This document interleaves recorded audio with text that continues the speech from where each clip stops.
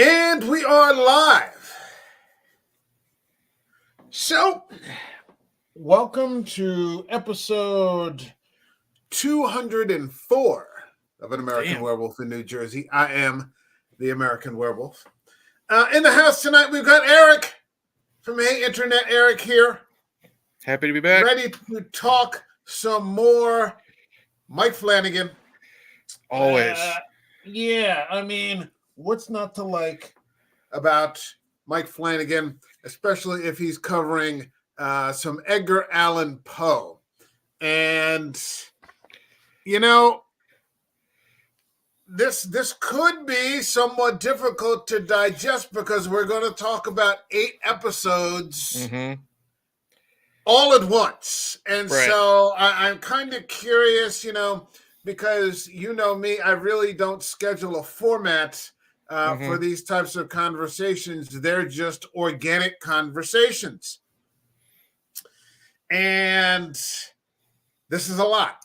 There's a lot. There's a lot that's happened here. So let's not dick around. If you're ready to go, shall we get it going? We're talking about Mike Flanagan's The Fall of the House of Usher. Here we go.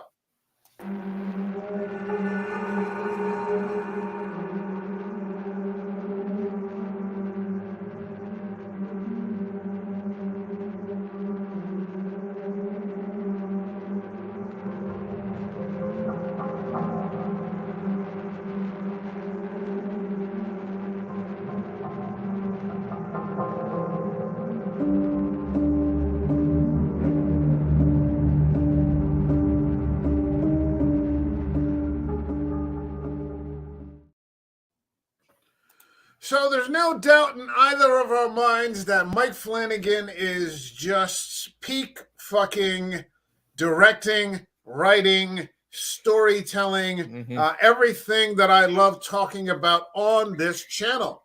Yeah. And he's done it again.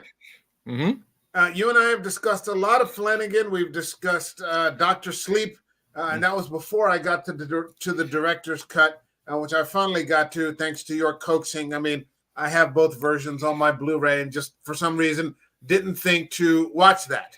I don't remember. I know you mentioned you did watch it. Did you prefer the director's cut over the theatrical with the added footage? I believe that I did. I mean, what ended up happening was I seem to recall that there was an extended conversation between Jack Torrance in the house. Yeah. That I really, really liked a lot. Yes. I really, really liked it a lot. But, it's not just Dr. Sleep. We've talked about Gerald's Game. Yes, sir. He's also put together maybe the best haunted house series that I've ever seen. And I'm talking about The Haunting of Hill House, followed up by The Haunting of Bly Manor, which is really only secondary when you compare it to Hill House. Yeah, that Hill House is hard to follow. Yeah, Hill House is hard to follow. And so he did 2 haunted things, one on top of the other. Looking back on it, he may have mixed up the order, and maybe kick something else, in between to buffer it. But it's still top-notch writing, storytelling, very beautiful story, sad. We've talked about Midnight Mass, which we covered 2 episodes at a time. I think we started at 1 episode, and I was like, if I continue in this vein, making him watch 1 episode at a time as it starts to ramp up and bottleneck, Eric's going to want to kill me. So I said, let's start knocking about 2 at a time. I'm not going to say I was getting pissed, but I was getting very impatient. So I think our last 2 episodes discussing that, we did 2 and 2. So yeah. Yeah, we did like 3 in a row, and then I'm like, fuck it, let's just do 4, 5, and 6, 7. Which was one of the most beautiful pieces of horror that I can recall maybe ever. It's just a beautiful, beautiful, beautiful piece of storytelling. It's very tragic. It's very heartfelt. It's very horrific. Yes. Yeah, I mean, there's nobody writing like Mike Flanagan is writing. And then we heard, I think as we were covering Midnight Mass that he was going to get into the fall of the House of Usher, which is a take on Edgar Allan Poe's classic tale. But he did something even more than that. He incorporated, in their 8 episodes, 8 different stories from his classic canon into each individual episode. Each individual episode was titled after one of his most famous pieces, one of his most famous works, and he incorporated that story into the larger House of Usher collapse. Yes. Let's just start with, what did you think of the fall of the House of Usher? Okay, I'll get this out of the way right now. I loved Poe in high school. I probably have not read Poe in decades. Okay, so I was kind of going into it with kind of I guess you would say a clear palette. I knew mainly The Raven, I knew Annabelle Lee, and I knew the basis of the fall of the House of Usher because, like I said, it's been years. Right. This was really, really good. Yeah. It's I don't think it's quite Midnight Mass, but that's a hard fucking follow. Yeah. However, this was great. I loved this was a great cast. It's it's the same cast that he has in a lot of his stuff, but but we also suspects. But we also had Mark Hamill. Who knew Mark Hamill could actually be good? You know what Holy I mean? Holy shit! Yeah. I'm sorry. I'm not letting you speak. Go ahead. No, it's okay. Who knew Mark Hamill could actually be good? He's not trying to ham it up because that motherfucker is like one of the hammiest guys whenever he's on screen. To his credit. Shameful. But you and I were talking because I'd finished it. I think I was ahead of you, and we talked about how these are just awful people. Other than Lenore, to a less extent, her mom, and then Roderick's wife. These are all awful people. You can't. This is me personally. I liked how we'll get into it. How every episode is how one of his children dies. You hate them all. You're not sad they're dying. You're interested. How is it going to happen? And you're just like, okay, that person deserved it. That person deserved it. This one, not so much. And I just loved it. How sometimes my feelings would change a little bit on how it is. And great show. And if he's leaving Netflix to go to Prime, I think with his next project, this was a great way to leave. Yeah. I don't know that it's as good as Midnight Mass. Mm-hmm. And I'm only saying that not because I feel it's inferior or that Mass is better. It's just this is so different. Right. This is unlike anything that we've ever seen him do before. It's, again, you're looking at monsters, but human monsters. Mm-hmm. There is a paranormal aspect to all of this, but it's basically about a family of sociopaths. Mm-hmm. There's no humanity in these people. And yet at the same time, there are these moments when they're all, or many of them are stretched to the breaking point, and you can see that the humanity is trying to get through. Right. But they're so closed off from it, and have been for so long that this callousness, this callous that surrounds all their hearts, just always wins out in the end. Yes. You think that perhaps each of them at some point is offered an arc of redemption, and they just always double down on being who they always have been.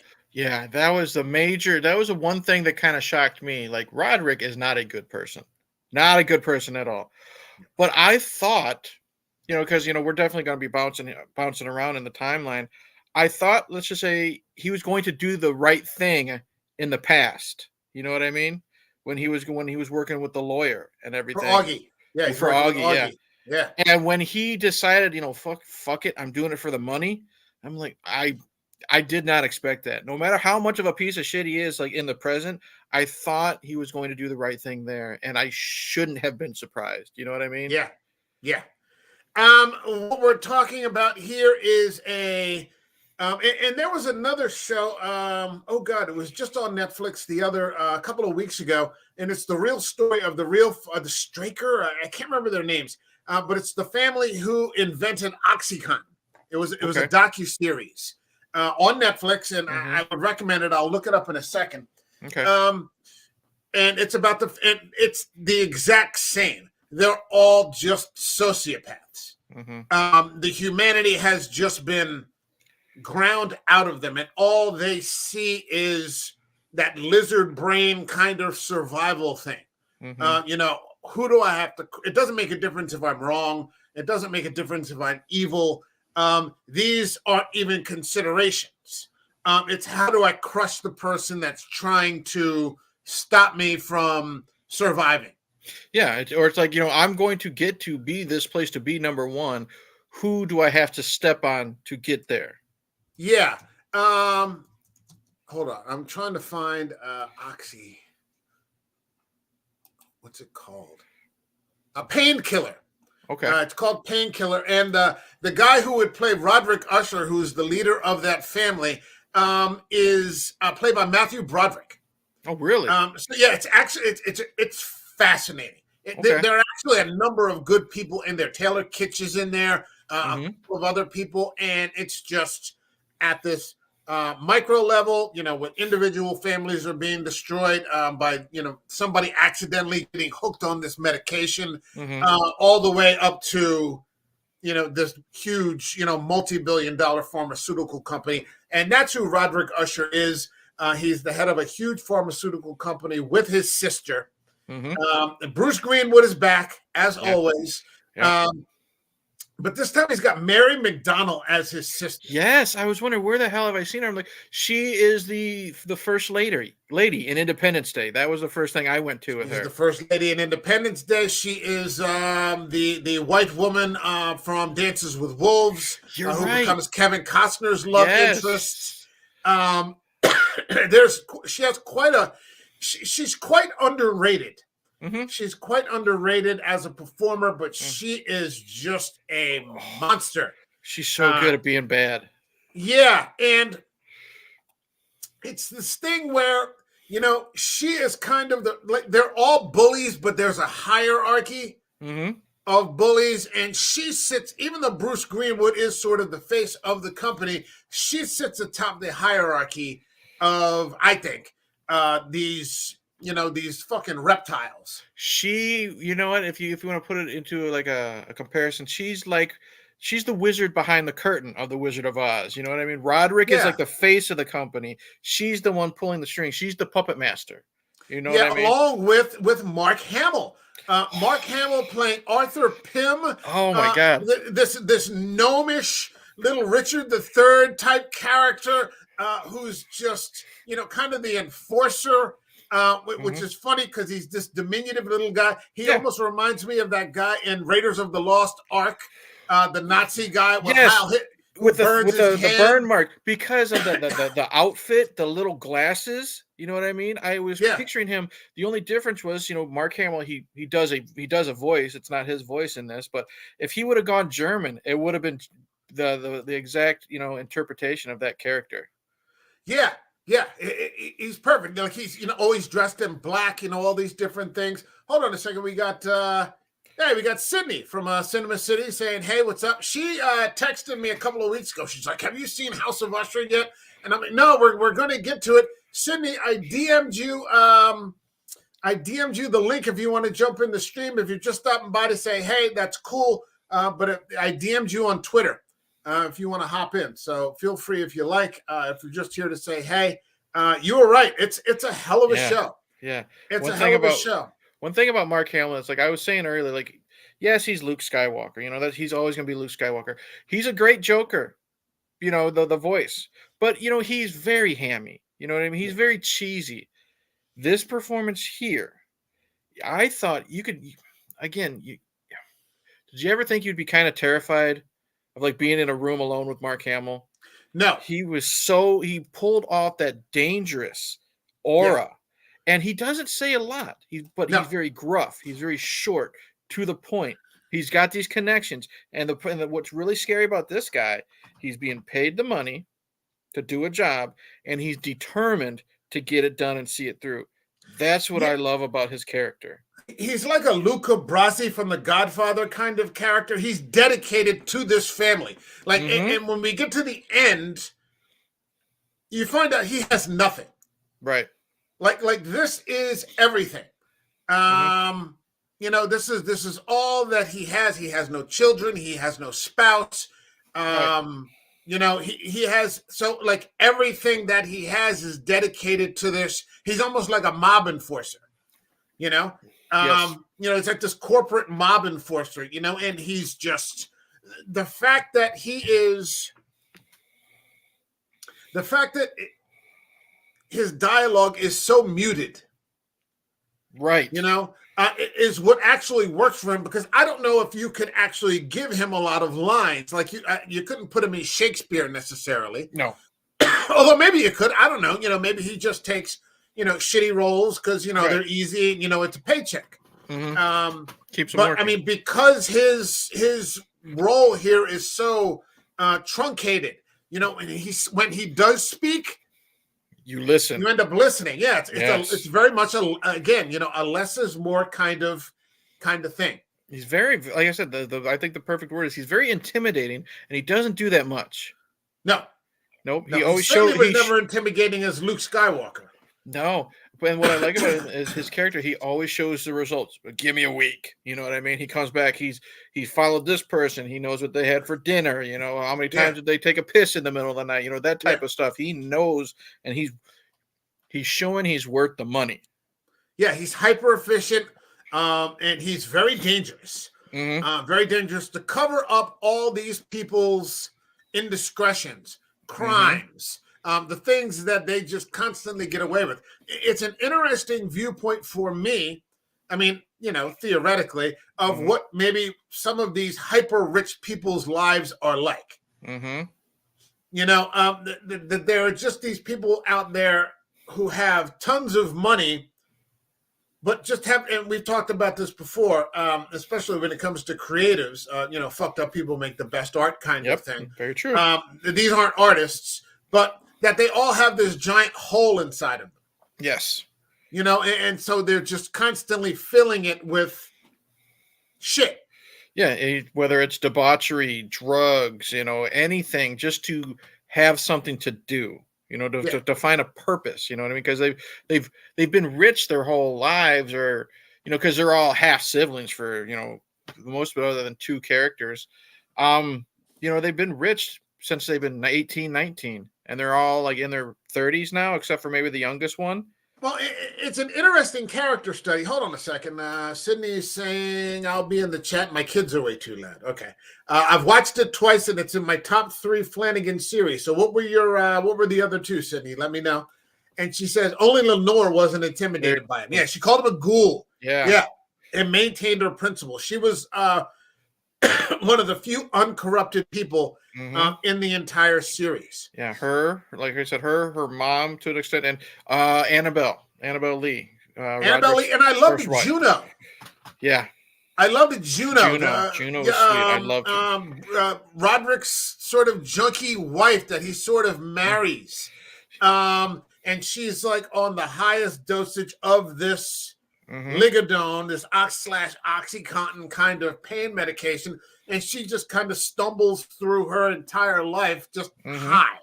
Yeah. You know, just high out of her mind. She's like his guinea pig, if you to a certain extent. You know, he's got her hooked on this, and he says, "Oh yeah, it's not addictive," but then he tells her, "But if you quit, you're going to have this, that, all these side effects." Yeah. Well, I mean, it's an interesting character study, like I said, because what we see is that Roderick, played by Bruce Greenwood, has sort of pitted his own children against each other. You know, he sort of starves them of there's no affection whatsoever. Correct. You know, so they're starved and they're sort of abused. And then he deliberately will place one on top of the other. Like he demonstrates a clear hierarchy in terms of trust, in terms of privilege. He's doling out money. You know, this one has it, but you have to qualify and show me that you're good enough to get it. And so he sets all 6 children just snapping at each other like a bunch of rabid dogs. Yeah, if he shows any favoritism, I think it's to Frederick, his firstborn. The only one that isn't born. No, he has 2 children that weren't born of an affair. The character played by Henry Thomas. Yeah, because all of his siblings hate him because they call him Froderick, a mixture of Fred and Roderick. You know what I mean? Which I thought was cool. The funny thing is that so many of them are just perennial fuck-ups. Oh, yeah. They're just fuck-ups. Like, they're not competent. Like, Roderick is pretty competent. Yeah. Madeline, hyper-competent. They have the one daughter who's the one who gets eaten by the chimpanzee. Another hyper-competent. But the rest of them are just lifelong fuck-ups. Yeah. They don't have any skills. It's just an issue of, how can they get money? Because they've just been corrupted. They've been corrupted by, this man who, I think he has 6 children by 5 different women. Correct. And so when they turn 18, he just sort of shows up on their doorstep or vice versa. And he just, they've known nothing but, regular living, probably being very poor, working class. And then all of a sudden he just hits them with this deluge of money and turns them all into monsters before they have any sort of moral framework that, that they can construct to, figure out how to adapt to this, change in life. Right. He just throws, and he does it purposefully. To take the, the humanity out of them. And so they just become a bunch of rabid, monsters. It's fascinating. Yeah. It's like, and they're all different as well. I mean, you just compare that one scene when it's, the business moon, you have Henry Thomas, sitting in for the family. And then you have the youngest one, the one that was killed at the rave. You know what I mean? Who just couldn't give 2 shits about being in that business meeting. You know what I mean? And he didn't care that he looked unprofessional, that he was embarrassing his family in front of, who the meetings with type of thing. And as much as, I'm going to call him Froderick, as much as Froderick didn't give a shit either, he knew he had to uphold his appearance. You know what I mean? For the people that could possibly be given the business money. Yeah, he had absolutely no brain whatsoever, but he at least had enough to maintain a surface appearance of competence. He sort of, dressed the part at least. Correct. Worked in the offices, so on and so forth. But I mean, and then, they're under investigation by, the U.S. attorney, which is, the sort of lifelong antagonist that they've made in Augie. I love Augie. Yeah, I love Augie. He's he's maybe the only adult with a moral compass in the present tense. And what is Roderick?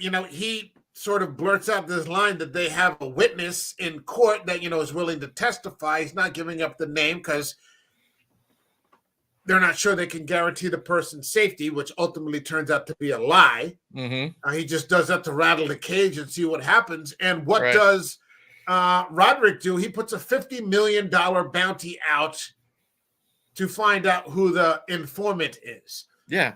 And so the children who are half brother and sister just automatically want to destroy each other over this $50 million. Yeah, they already don't like each other. They're already greedy, money hungry, can't wait to do what they have to do to make the next buck. And now they have that thrown in their face. It's like, it's like going to the farm and you have like a handful of like chicken feed. And you just throw it on the ground and they all just attack each other for it. Yeah. And he's doing this, I think, just for entertainment, to be honest, in the long run. Yeah, I'm not exactly sure that he loves any of them. No, I don't think he gives 2 shit. Only Lenore. He opens the door to them. He gives them money, but I don't think he gives, really a rat's ass. Because as these children start to die, like nobody cares. Like when the first one dies and the rave, the orgy or whatever that they're about to let off, He's trying to, screw his sister-in-law. Right. So there's no morality there. There's no moral compass. Mm-hmm. And the only thing that they can think to do is protect the brand. Mm-hmm. It's never about the person. It's always about the brand. Public image, because you can't tarnish that, or else you're not going to make any money. Right. Even though they already have so much money that, none of them could ever spend it in their lifetime. Right. They're just, there's just this enormous hole inside all of them. We're talking about the first episode of Midnight Dreary, where you start to become introduced to these characters. Mm-hmm. And it starts out, like everybody looks pretty shady. Mm-hmm.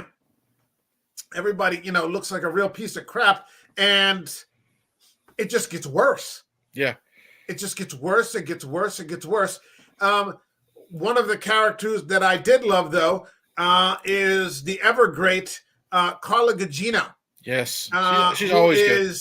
Yeah, Carla Gugino from Gerald's Game, from the beginning of Blind Manor. Was she in Hill House? Yes. I don't think she was one of the sisters. She was the wife, I believe, in was she Henry Thomas's wife? Okay, I think so. Henry Thomas's wife. This mysterious person who just keeps showing up. Mm-hmm. And what's interesting about her is that at every point along the way, she tries to offer them an out. Mm-hmm. They won't take it. It doesn't even occur to them. Mm-hmm. It doesn't even occur to them to take the out. You could stop now. Mm-hmm. You could put it down now. Mm-hmm. You could just relax. You could stop doing this thing that you're doing. But they have no idea how. Yeah, she's so great. And what I love it is we talked about this in Midnight Mass. I mean, there was action in that, there was gore, there's action in this, there's gore. But a lot of Flanagan's TV shows are just conversations. Yeah, and they're dialogue driven. And that's what this is too. And she is one of the best in this series. You know what I mean? Because that's all she's doing. She's literally talking to people. She's setting some wheels in motions and stuff like that, but she's literally just sitting at a table, or she's a security guard, or she's a bartender. Yeah. And she's just having these conversations, but she has this, how would I say this?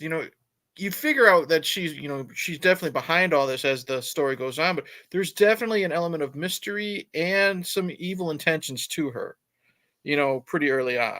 And, but she still does it like so classy. That's what I love. She's not like in your face, monster or demon or something like that. She's just there, and she's doing her thing. But again, it's very low key. I got to disagree with you a little bit here, because I think that a lot of it is just self-fulfilling.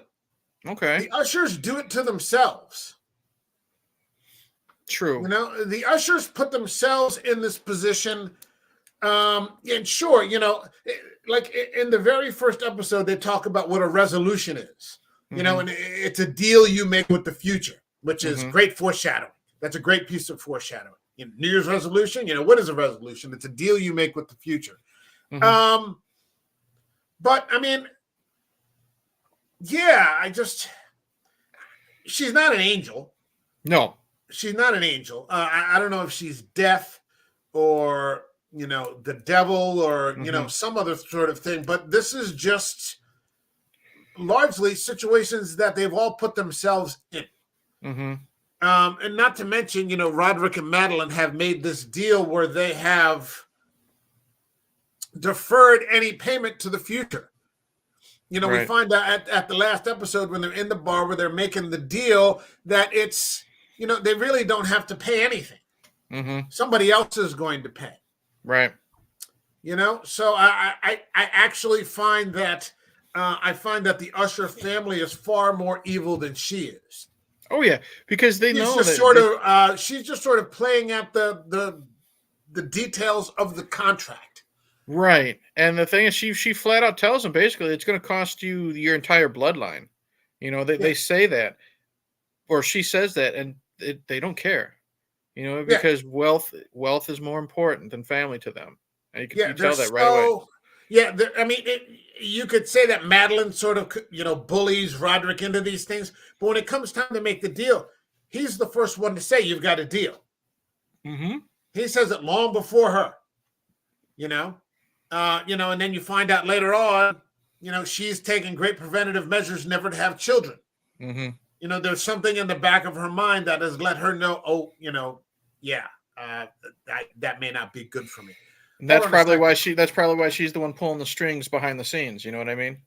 Yeah, trying to control things, Mm-hmm. to stave off, to defer, to, maybe, ring some sort of negotiation later on. Roderick showed emotion when Victorine died. Yeah, I think that was because he was there and saw it. I think that's about it. Mm-hmm. I just think it doesn't register with these people. We get to this. Did he see Lenore when she passed in the bed or not? I don't remember, because if he did, No. I'm pretty sure he did not. Okay. No. Because I knew, as much of a piece of shit he is, I do think he genuinely cared about her, his granddaughter. Yeah, because she's the one who most reminded him of his Annabelle Lee. Yes. She had a heart. She had a conscience, Mm-hmm. which nobody else here has. And if Right. they do, they work so hard to ignore it. When we get to Tamerlan, and she's so tired that she's delusional, and you can tell she kind of wants to reconcile with her husband, but she has to be human to do it. Right. And she just can't. She can't do it. She can't do it. She can't admit her feelings. She can't say, I'm sorry. She can't say anything other than, to talk about the brand and to attack him, so on and so forth. It's funny because when Prospero, in the second episode, The Mask of the Red Death, I think somebody calls him Gucci Caligula, which is it's so fucking perfect for these immoral, fucking monsters. Yeah. They really are something like out of the Roman Empire. Yeah.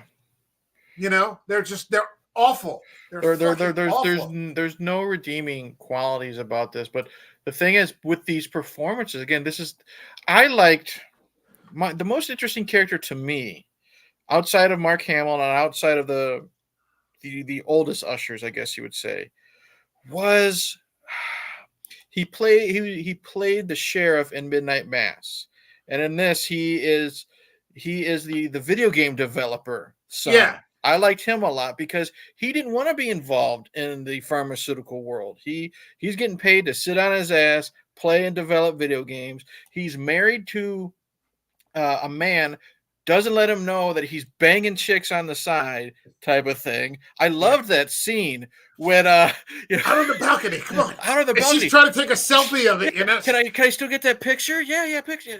I loved it. It was so good. He was, I think, as despicable as he was, I think he was some well-needed comic relief. Now that's a great point, because I thought that there was a ton of black comedy here, which is very different from the hyper serious sort of thing that Flanagan usually does. Right. There was a lot of black comedy, I thought, here, and some laugh out loud moments. The Black Cat, his episode when he is just tearing the whole fucking apartment apart, and his husband walks in, and there's just holes everywhere in the drywall. You know what I mean? Because he's a video game. He's a nerd. He's got Mjolnir, Thor's hammer, and Hemsworth has given him this hammer. Yeah. He's using it to punch holes in the wall to find this black cat, because on a drunken drug binge orgy, he accidentally killed his husband's cat. So he's doing the whole replace, your kid's goldfish dies, so before they get home from school, you got to replace it type of thing. And that is probably one of my favorite episodes, because it does give a little bit of break that I think is needed.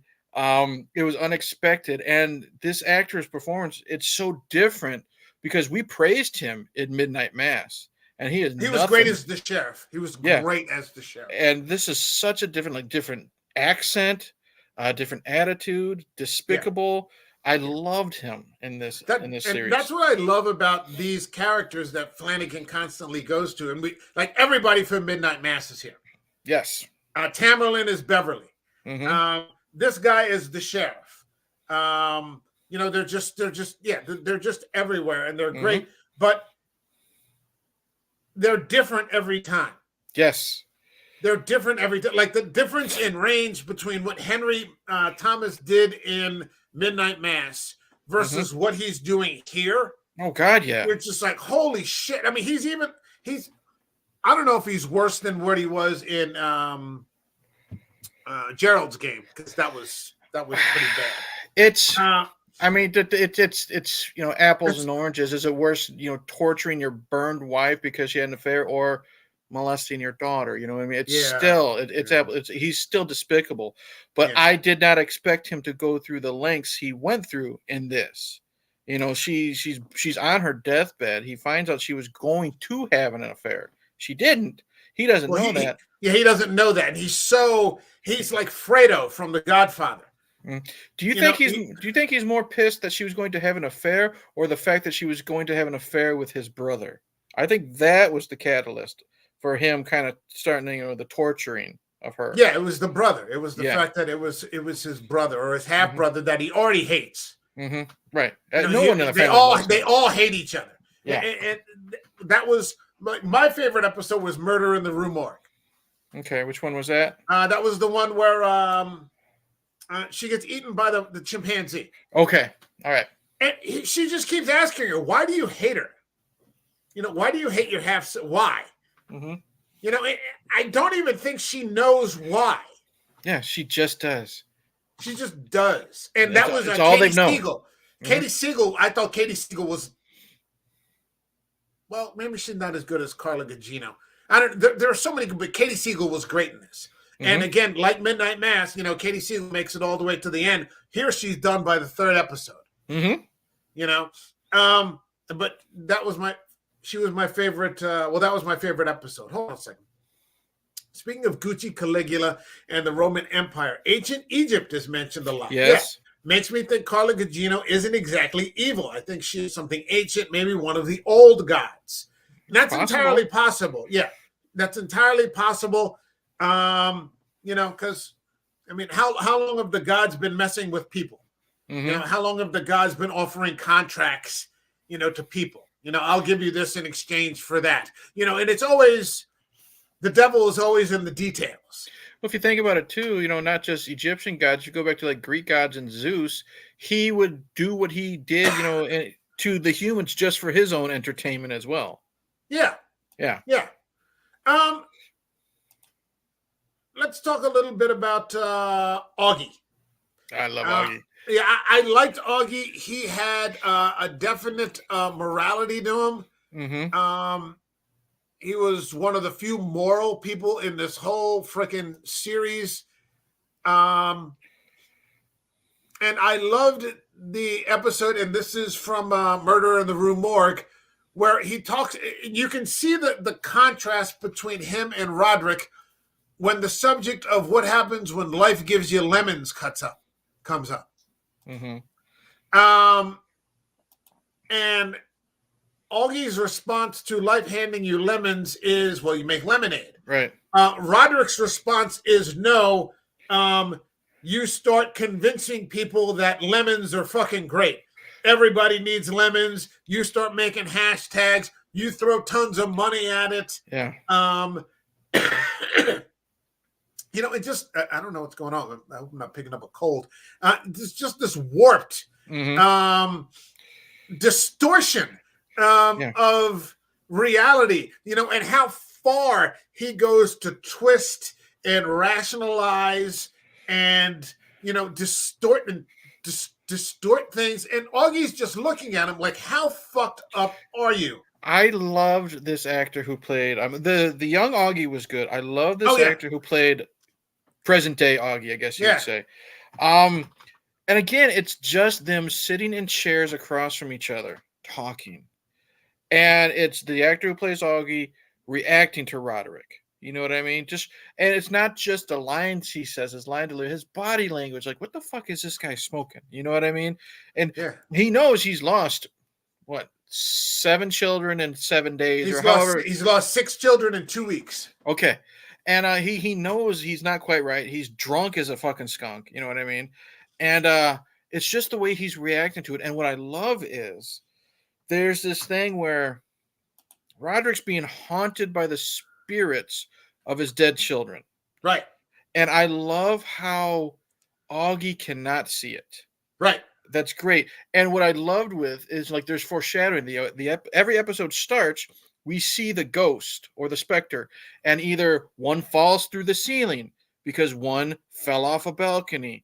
You know, you had the youngest son. He shows up and his skin's all melted because of what happened. He's like right nose to nose with his father, and Augie can't see it. So it's good foreshadowing. Okay. So now once we get that gimmick, you know what I mean? Because you don't know what's going on until the first handful of episodes. Once we see that gimmick, now we're okay. So this is the next kid to go. How's it going to happen?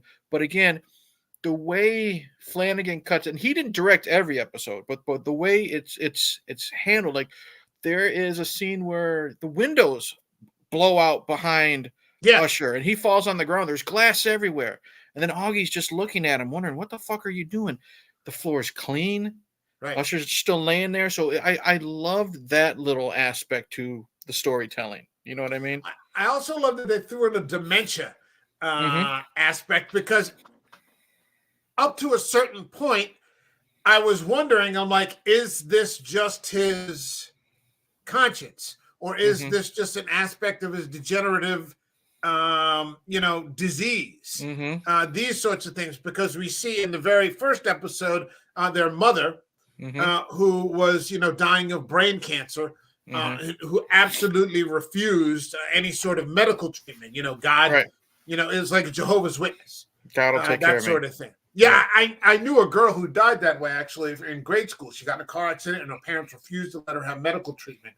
And she ended up dying. That was like in 6th grade. I'll never forget that, though. Wow. So there are people out there like that. I don't know if today, the law still allows for parents to do that sort of thing. But yeah, I mean, everybody's just it's fucked up. It's fucked up. Plain old fashioned fucked up. What is it? Oh. So I mean, we also start to get these flashbacks of a young Roderick and Madeline working for that company. And you just see this guy is just stepping on him. What was the guy's name?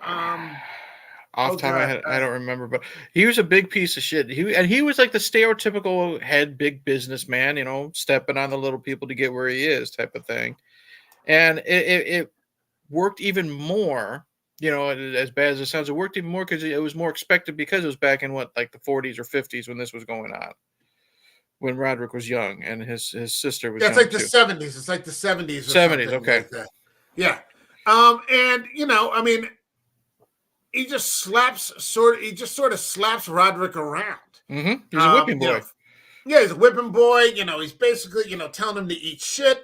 But I'll give you $500 in the promotion.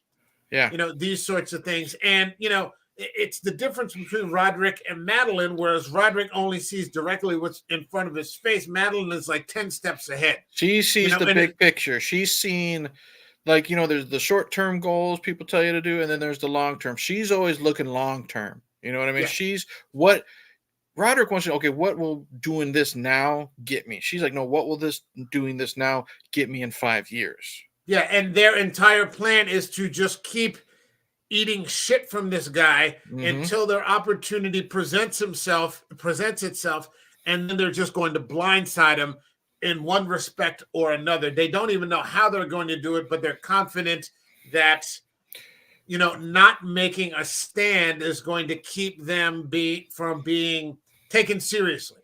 Right. So the guy's going to let his guard down eventually, and then the opportunity is going to present itself, and it does. Holy shit. Does. Yeah. But it also happens, when that finally does happen, like we talked about earlier, it happens at the expense of Augie. Yeah. This long, drawn out, because Augie at that time, he's not a U.S. attorney. He's like a Medicare investigator. Mm-hmm. He's like this low level bureaucrat who sort of has this, company, in his teeth. He's like a dog. He can't let go of it, sort of thing.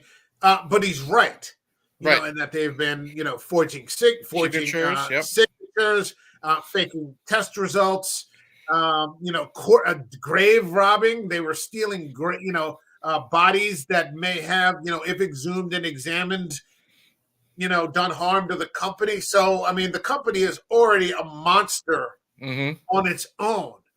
It's got a monster running it, although he's like a low-level monster, but he doesn't see that these people that he's slapping around are actually much worse, much more conniving, and ultimately end up, just getting the best of them. Yeah, because what is it? I think Roderick is basically he's the star witness of something, because he tells Augie that there's all these forms that he did not sign, and he's going to be the star witness, and then he pretty much just fucks Augie and sides with the corporation, right? And that because I didn't know what was going. I didn't expect that crushed me. You know what I mean? I still thought he was going to do the good thing, do the right thing. Yeah. And I don't know if I was just oblivious. Maybe I just had a little bit of hope. You know what I mean? Because she's constantly directing him. Madeline, at the end of the day, is directing him, and he just does whatever pretty much she says. Yeah. Even back then, she was, because she even gets in Annabelle's face quite a few times. Yeah. And say, "Oh, you just be the good wife," And what does she say? Something like, go down on him on his birthday, and just shit like that. Make him dinner, do what you're supposed to do, type of thing. And we'll take care. She doesn't understand that Annabelle is actually a sincere person. Mm-hmm. She thinks that everybody is an act, like she's an act. Right. She like that just isn't in her to see that. Correct. Like that, there's some people who are actually who they appear to be. There are good people in the world. Yeah, that aren't, conniving for some sort of angle. And it ends up costing him his marriage. Yeah. She leaves him. Yep. And that's sort of the last piece of that, that last bit of moral compass that he might have had otherwise. Right, because she leaves. She takes the kids, and then once they're 18, 19, whatever, he shows up, gives them a bunch of money, and then they're just like him. Yeah. Yeah, he kind of steals the children away, which is, I mean, that's a really evil thing to do. I mean, he is evil. Yeah. He is evil. But the best part of this is that the writing also, it's not a black and white kind of thing. Mm-hmm. You can see the flaws. You can see where he's making the turn, where he starts out as an okay guy. And that's what I love. Carla Gugino, when she finally meets with Mary McDonnell, she's like, you know what he would have been? He would have been a poet. Because she could see like all the different paths that each person might have taken. Yeah. And she's like, he would have been a broke poet, but, he probably would have been happy. Yeah. He would have been Annabelle. Raising a family and, maybe some shitty college professor, some adjunct or something like that, but they would have been happy together. And instead it's like a Faustian kind of deal where he sells his soul. Pretty much. Yeah. He sells his soul and it costs him everything. Every single thing. Yeah. And it costs everyone, like I said, the whole bloodline. So it just costs him everything, costs everybody everything. Yeah. Even the good ones, because I mean, when she revealed the entire bloodline, I knew that meant Lenore. And that broke my heart, dude, because she's such a sweetheart. You know what I mean? And the thing is, she knows she's from this piece of shit family. Yeah. She knows. I love how she calls him Grandpa. She calls him Grampus. She calls him Gramps. It's not just saying Grandpa. It's like terms of endearment. Yeah, terms of endearment. And the love she had for him, she knew he was garbage, but she still loved him. You know what I mean? Despite his faults. Sometimes having that kind of influence can actually influence someone, in a better direction. Mm-hmm. You know, at least one good person in your life. You know, Yeah, and especially as these other things start to fall away and his children are dead, and it's obvious he doesn't give a shit. yeah, Or if he does, like, it's great when, you know, Mary McDonnell has that scene with Carla Gugino when they first meet, and mm-hmm. she tells her that she's nothing but a series of masks with a Mm-hmm. stunted heart. Like And her heart just, she slaps her, doesn't she? I think. she breaks her neck. Oh, is that what it? Okay. Yeah, she breaks. She gets so angry because, like, I think in that moment, Carla Gugino literally just holds up the mirror and forces her to see who she really is. You know, which is what no one in Mm-hmm. this. It's what no one in this show wants to look at. No Right. one wants to look at who they really are. They're either so drugged out, or they're just constantly manipulating or rationalizing that no one ever stops to. Yep. Did you ever see that movie Devil? Yeah, where they're all in the elevator. Yep. They're all in the elevator, and there's that one security guard who says, you know, he figures out kind of what's going on right away because he's deeply religious. Yeah, Michael Pena. Is it Michael Pena? Yeah. Oh, okay. And he's just, you know, he stops and he tells that cop, he goes, "You're never going to get these people to see themselves for who they really are.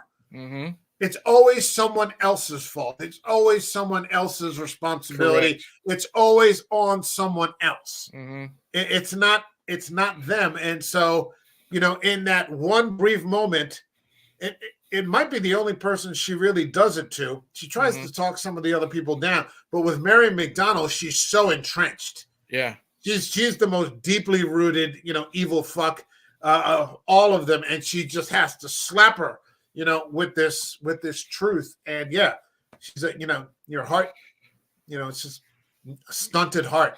You know what I liked about Carla's character? First of all, I like how we don't really know what she is. I like that Yeah. little bit of mystery. It kind of reminded me of like the vampire creature in Midnight Mass. We didn't really know what it was. You know what I mean? Right. We could kind of think it's a demon or a vampire. I like we didn't know what she was. But what I liked about her is, you know, she makes these offers. And, you know, like I said, she's calm and collected. To me, I thought it was a very sad scene where she's sitting on the bench. She's about ready to kill Lenore. Right. She didn't want to do it. Right. I And love that's that. why I think I sort of agree with Sydney's perspective that she wasn't necessarily, isn't exactly evil. Right. It's honestly, she did it because it's part of the contract and her hands Right. are tied. She has to do it. And it was very sad. And what I loved is it was pain free. She literally just taps her on the forehead and she dies. Yeah. And that's what as sad as it is, I knew it was coming, but I loved how Lenore had a pain-free death. You know, that's what we're assuming. She had a pain-free death, and that Carla's character did not want to do it, but she And had that to. she takes the time to tell her that her mother is going to survive. Yes. That her mother is going to be strong. That her mother is going to recover. That her mother is going to inherit a lot of money and do something good with it. That she's going to save lives. I think it's rehabilitation, isn't it? Rehabilitation. I think it's also I know like Juno a battered wives type of charity, something she like that. gives away most of the money, but then goes into an NGO, and maybe they're not specific about it, but that it's literally going to save millions of people's lives, like within a decade. You're not going to be able to count them all. That's what I love, because the last thing Lenore knew is that her mom's going to be fine. Yeah. And her mom's not just going to be fine. She's going to do wonderful things for people in her mom's situation. And she does say it starts off slow, but pretty much it becomes worldwide. And I love that scene because, again, two people talking, but it kind of pulls at your heartstrings a little bit. Oh, yeah, because she's a likable character. Lenore was an admirable character, trying to hold it together, you know, as a child. Yep. You know, and she's got sort of the moral compass of kids know, you know, that this is bullshit. You know, she calls fucking Mark Hamill a ghoul. Yeah. You know, come near my mother and see what happens. You know, you fucking ghoul, you know. And you believed it. Yeah, she has 100% backbone. believed it. Yes. Yeah, she has backbone. She's not a kid that you're just going to run over. Right. Yeah, hold on a second. She was gentle with Lenore. She told Lenore how much her life is going to mean to others. Yeah, because the foundation is put in Lenore's name. It's like the Yep. Lenore Project, Yeah. or something along those lines. Because what happens to Lenore's mother is, I thought it's tragic. And Oh God, yes, yeah. she fucked up very badly, but she doesn't follow. She was going to. Now, you could argue that, I mean, because Carla Gugino says to her, leave now. Mm-hmm. Leave now. But she's so confused, I think, by what she's doing, and I think what it is. That's again, Carla knew that Lenore's mom was innocent and everything. She was just in an unhappy marriage. She was ignored because Roderick didn't give two shits about her. You know what I mean? Not Roderick, Froderick or Fred, whatever. He didn't care. All he wanted to do, he's got his fucking wife in bandages, looking. Hey, I hate to say it, but she's just looking awful. And the motherfucker's bowling and getting high on cocaine the whole time. She wanted to.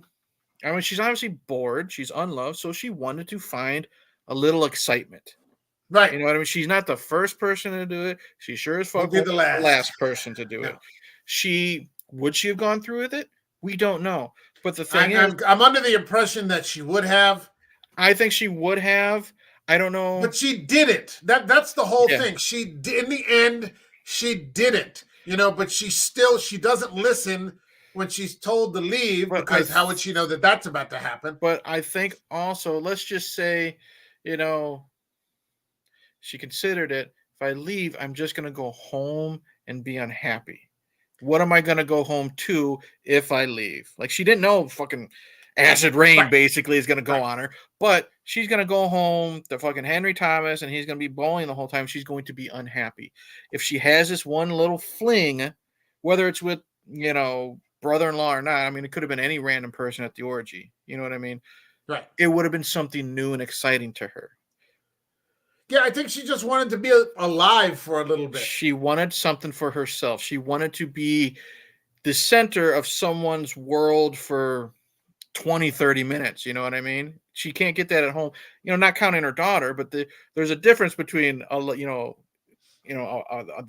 attention of a man, of a lover, than, being the center of your daughter's world. So I think there's just that she has a hole in her as well, like everyone else. She was lonely. Yeah. She was plain and simple. Yeah. She was lonely and she was bored. And then all of a sudden somebody just did something really bold, and it stirred her up, and she ended up paying a terrible price for it. Yeah. She paid a terrible, terrible price. I have to say that I think one of the most evil people here for me was Victorine, who at first starts off as one of the... Yes. That's another one of my favorite episodes. The Telltale Heart. The Telltale Heart. I thought she was one of the least evil, and she ended up being one of the most. Yes, I loved that bait and switch. Yeah, because she's not aggressive. Right. And that's what happens at the end of Murder in the Rue Morgue. Carla Gugino tells her she's just better at hiding it than you are. And that's why you hate her. It's always the quiet one. You're exactly the same, but she's better at hiding it, and you know it, and that's why you hate her. And I didn't understand that when she said it at the time. But then you watch it with the Telltale Heart, which is episode 5, and you're just like, holy shit, this lady is evil as fuck. I mean, nobody has any conscience here. There's no soul. No one has a soul. Wow. Yeah, I mean, just what she's willing to do to her lover, because I don't know if they were married, but willing to do to her lover.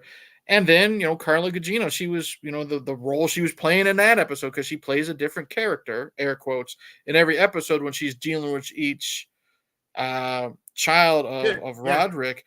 And boom, she signed this contract, this and that, everything will be safe. Don't fucking worry about it, blah, blah, blah. You know what I mean? No trials whatsoever. She just wants the money that her father is going to give her. She doesn't even know that her father is sick. Right. Because I don't think that he could trust any of those children with that information, because they probably all try to kill him. Yeah. And she just is pushing. I mean, you saw what happened with the chimpanzees. Yes. she's violating the code of ethics that surrounds these sorts of experiments, although cutting up chimpanzees is more fucked up. It's fucked up enough as it is. Yes. That you're cutting into these animals and experimenting on them, and you're killing them, and to for this heart device that's going to supposedly do all these things. And she's so desperate to be famous. I don't know what exactly, that she is willing to experiment on humans, which is what Carla Gugino is. She's this person who naively signs their consent to this, procedure, putting her girlfriend as the surgeon, forging her signature. And you're just like, holy shit, she might be the worst one of them all. Yeah, because she could easily get away with it. Because, again, she shows nothing when it comes to, a slip up here and there. She's so calm. She's so collective. And I don't know if she necessarily wants to get famous, but I think she's just so determined to prove that this works, that she doesn't care what it'll cost. That's how I took it. That this new type of, I don't know, what is it, a pacemaker or something sort of like that? Heart mesh or something like that they put around the heart, and she ends up murdering, like because her girlfriend's like, she tells her, well, if you leave, you signed an NDA. Well, it's not valid if I do something illegal. Well, yeah, Pim put that in there too. And, in each person's situation, there seems to be someone that they're paired with that has an actual moral compass. Right.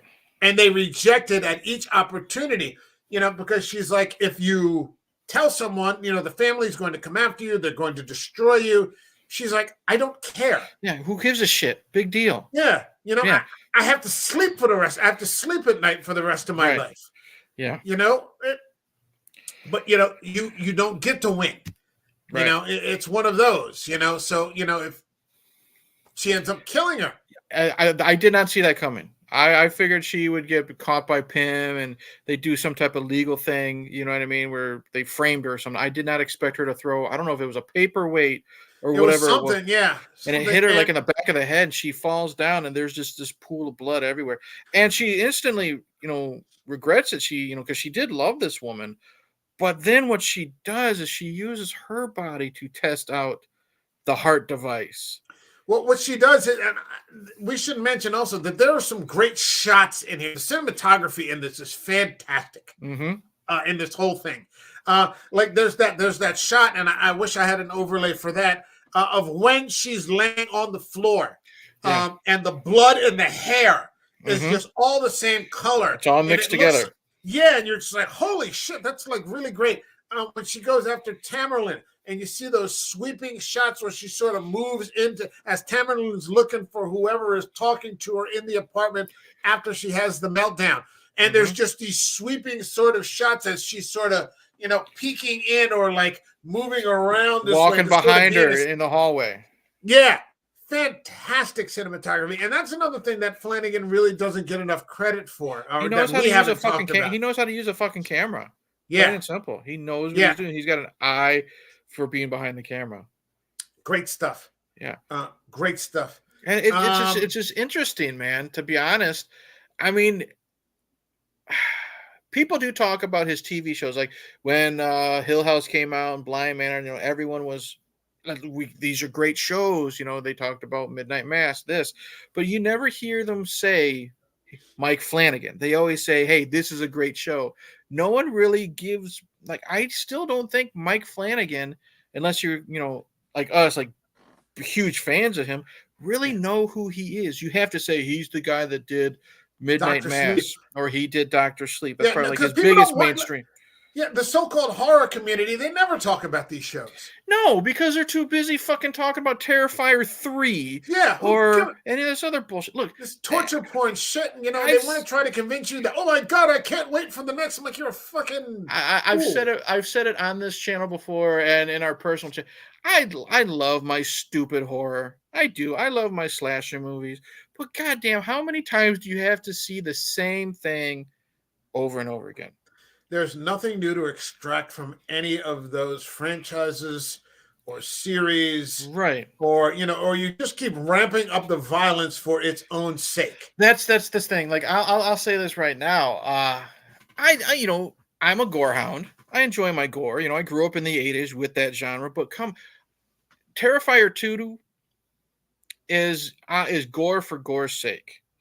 There is no air quote story. I mean, yes, Friday the 13th. I'm a fan of Friday the 13th. There's no fucking story in that. Okay, but Terrifier 2 was so bad. It's like 2.5 fucking hours long. Who the fuck wants to see a clown? No, it isn't. Swear to God, dude. Who wants to see a clown just chop people up for 2.5 hours? Slowly, I heard. Yeah. I stopped it after an hour. And the only reason why I'm going to eventually go back is just to finish it, because that's just my OCD. You know what I mean? And I have discussed the first one. And I do actually want to discuss it on my channel so I could just rip it apart, because everyone in the fucking horror community like loves this movie. But it's been maybe 2 or 3 months and I haven't gone back to it. I have no interest, no desire. Why would you want to watch 2.5 hours of a clown scalping people and worse? You know what I mean? It's blood and guts. Who cares? You know what I mean? Like you say, give me a story. And that's why I like watching stuff like this. We get our blood. You know what I mean? For blood's sake. Right here. I mean, look at her heart is just beating.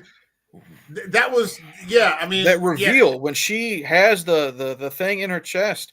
You can make gore and blood effective if used properly. You know what I mean? It's not the 80s anymore. You know what I mean? God bless him. Tom Savini made a living on it, but things have changed. You can pull yourself out of that and like get into Mike Flanagan. He's not the guy that made Dr. Sleep. He's Mike Flanagan. You know what I mean? He's a great writer. He's a great director, great characters. He always has these fantastic groups of the same actors. And like you said earlier, they're always playing different characters. Yeah. These actors, they're not one note. She was so kind and sweet in Bly Manor. Yes, I loved her. Victor, I loved her in Bly Manor. She had that sweet little romance going on with the guy, the doctor. Oh, it was cute. Yeah, it was so cute. It was like high school, first love cute. Yeah. And I liked her in this before we saw how evil she really is. I liked her a lot because she was just like the smart ass, not putting up with anybody's shit. Well, there's a great thing where they're talking about operant conditioning. Carla Gugino's talking to her because she's having those like things where like Carla Gugino's talking to her as who she really is, and then she'll snap out of it, and then they'll be back in the sort of scenario. And Carla Gugino's talking to her about operant conditioning, where the motivation is revealed after you do the thing. You're just nervous, and you're not exactly scared, but you're nervous and twitchy all the time. And then after the whatever that you've done is done, then you understand what the motivation is. And that is her to the T. Yeah. That is her to the T. You do not understand like how depraved she is and how desperate. She's just desperate. They're all desperate. Yeah, but that reveal, like, I don't know who is it, Roderick, that finds yes, because she ends up killing herself in front of Roderick. Yeah, but when Roderick comes to the house and opens the door, or if it's a sliding door or what, and he sees her lover, she's like propped up on a mantle or something, chest open and everything. I didn't expect that coming. I thought she was like gonna hide the body, buried in the desert type of thing. You know what I mean? That we've seen 100 times. No, that was a oh shit moment for me. Yeah, that was bad. We go on to what was it? Where we at 6 now? Episode 6 with Goldbug. And this was Tamerlan. This was the woman who played oh god, what was her name in Midnight Mass? Beverly. Oh yeah. I felt a little bad for this one because she was, of all of the people, she seemed to be the one who was just suffering the most. Yeah, I could see that. She it seemed like she was barely holding it together. She was weird, and she had that weird voyeuristic sort of sexual thing where she liked to watch. Yeah. She didn't seem to want to participate in her husband, like in sex. Right. Or, in sex with her husband. She wanted to watch her husband with other women. Fuck screw these other, escorts, so on and so forth. So that was already, so like, you can already see like the lack of ability or willingness to have any sort of intimacy. Right. She's already a very cold fish. Mm-hmm. Like, there's not even touch, you're not even get to, I could see it maybe if like she joined in, and they were, but she was like, just very cold. I don't even think he saw her and her husband ever like hold hands or hug or show any affection. Well, none of them. Yeah, none of them had any, what was it? The one girl was, Katie Siegel. She was screwing both of her assistants. Yeah. And that was in the, NDA, and then they fell in love. Mm-hmm. And they were, that's why they quit. Yeah. Yeah, that's why they quit. They're like, plus this lady's a fucking psycho, and, maybe we shouldn't be having these orgies all the time. And, we want to have like a reasonably normal life, not attached to a psychopath, right? Who's constantly out to, murder her own, family in one respect or another. But I mean, these interactions that she has with her husband as her marriage begins to deteriorate, as they all start to cave under the pressure of their dead siblings. Yeah, I get what you're saying. Like, kind of, I did feel a little sympathy for her, which is amazing considering the last time we saw her in Midnight Mass. You know what I mean? Oh yeah, how awful and evil she was in that. And like again, I felt sorry for her. When she's talking to her husband, and she turns around and the apartment keys are on the table. You know what I mean? Yeah. That's her realization that it's over.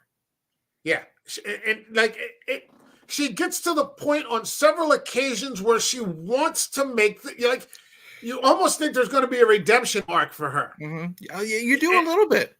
Yeah, just a little bit, just because she starts to crack. Yeah, like her heart starts to crack. That callus, around her heart starts to crack, and she wants to be with her husband, but she can't. She can't admit it. Right, and she just doubles down in the other direction. And then she wakes up from that fugue, and he's gone. Mm-hmm. And he's just gone. Because at the end of the day, what she's really upset about is that she thinks that he really cares about one of these escorts who actually is Carla Gugino. Mm-hmm. So she does care. Right. She does. But and I felt for her when she was the way she acted, like during her presentation. You know what I mean? Yeah. It was, again, it's this actress's acting was so good, but it's just this slow snowball effect where it's getting worse and worse and worse and worse. And then when she just finally fucking loses it, and I don't know, is she got a fireplace poker and she's destroying all the mirrors and everything, or I don't know what it is. And I'm just waiting. And then when she looked up and, it's the mirror above the bed. And I'm like, oh, this is not going to end well when she shatters that one. The conversation between her and Madeline, Mary McDonald, where Mary McDonald is trying to, sort of pump her up, to get ready for this launch, because it's so fucking psychotic. Yeah. Like, I think at this point we're at episode 6, so I think 4 children are dead in the space of days, and all they can do is keep working on the brand. Yeah, that's all that matters. That's like, it doesn't even occur to them that like people are having breakdowns. Nope. And 4 of my half brothers and sisters have died within the space of like a week or 8 days. Same with Mary McDonald. Same with Mary McDonald. 4 of her nieces and nephews have died. She does not care. No, they don't give a fuck. It's crazy. And she's the one who seems to come closest to actually, wanting to make some sort of turn. But then, they start to talk about, having children. No, and, why do they always want to have children? And, this, that, and the other. And like, I understand now why Mary McDonald didn't want to do it. Right.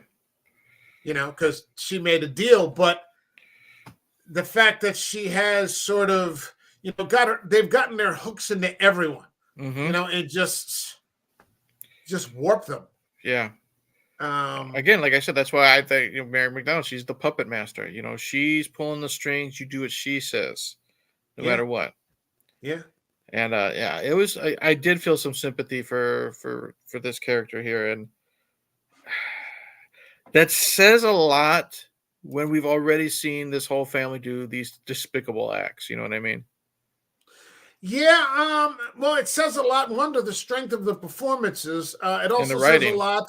Yeah, the strength of the writing. The strength of the writing. These are not just flat characters. right? They're complex. These are very complex people with a lot.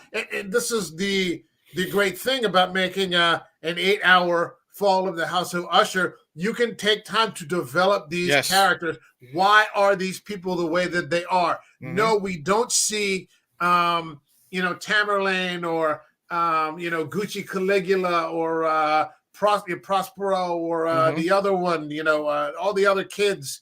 And why they are the way they are. But you'll just have a quick, well, not even a quick, but a 5-minute exchange between Annabelle, dead Annabelle, Mm-hmm. and Roderick at the funeral, explaining how he stole those children and how he turned them and how he twisted them, and just permanently, Yeah. just kind of ruined their souls. Yep. He just turned them into greedy, vicious things. Yeah. They're basically no longer human. All they care about is Yeah, themselves. not in any way that matters. Right. Not in Yeah. any way that really matters. Do they breathe oxygen? Yes. Do they bleed? Of course. There's no humanity. No, absolutely not. And the funny thing is that Roderick isn't like Christopher Lee in Dracula, bearing fangs, Mm-hmm. but he's fucking evil. It made me see. Maybe this is why Flanagan does a lot of Stephen King, because I've always said it. King, he's got creatures coming back from the dead and killer clowns and cars and this and that. But I've always said it before. The biggest monsters in King's universe are the humans. Yeah, and this is comedy in the mist. And I think that could be why Flanagan is maybe drawn to Dr. Sleep, drawn to Gerald's Game, because you have these flawed characters that are just despicable. Yeah. Awful characters. Like the actor who played who's in Gerald's Game, he was Gerald. You know what I mean? He was an awful husband. Bruce Greenwood. Yeah, Bruce Greenwood. What he was going to do to her was awful. You know what I mean? He was going to rape his wife. Making Henry Thomas a child molester. I mean, It's just these awful humans. Yeah. And they're not, but I mean, they're not flat characters. Right. They're not one note. No, they're not. I mean, because you don't see that coming from Henry Thomas in Gerald's Game. And then you're like, where the fuck did that come? What the, holy shit. Yeah. And it's the same way. Like Bruce Greenwood, for most of this, he goes through and he is terrified. Mm-hmm. Oh, yeah. He's terrified the entire time. But when you see how everybody got to this point, you realize, yeah, he has quite a bill coming his way. He's got a debt. Was it just me, or am I wrong?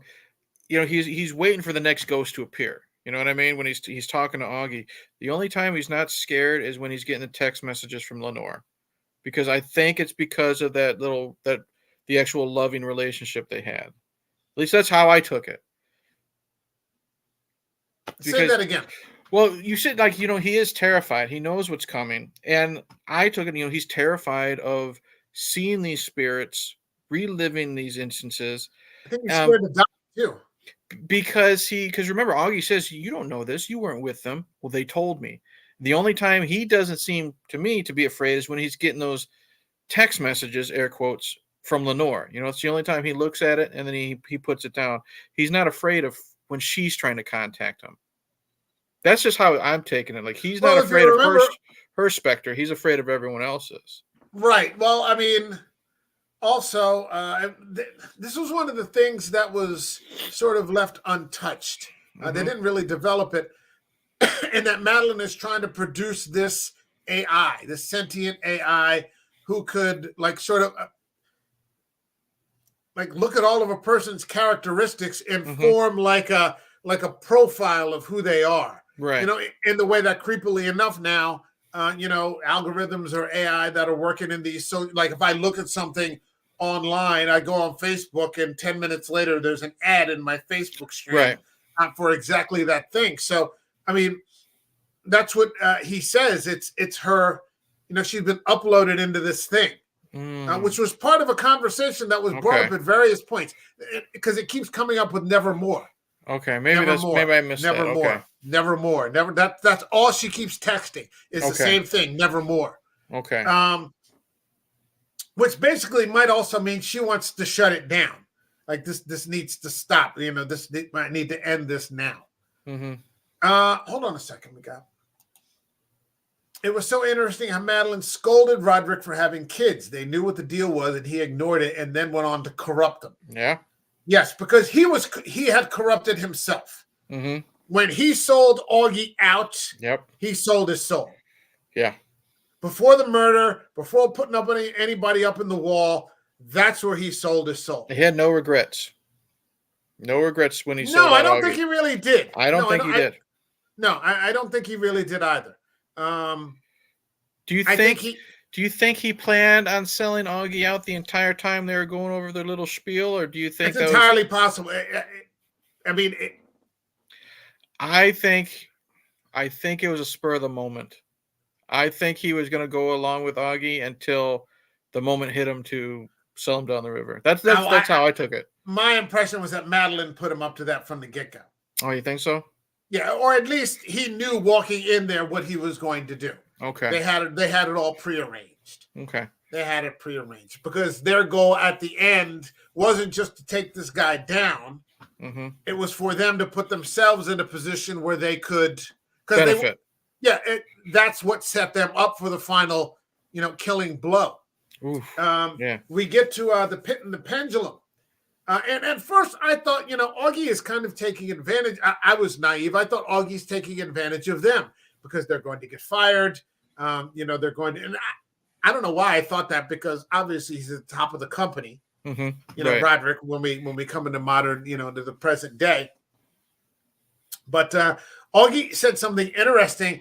He goes, you know, I trusted her, your wife. I thought that meant I could trust you. Right. And it was not the case.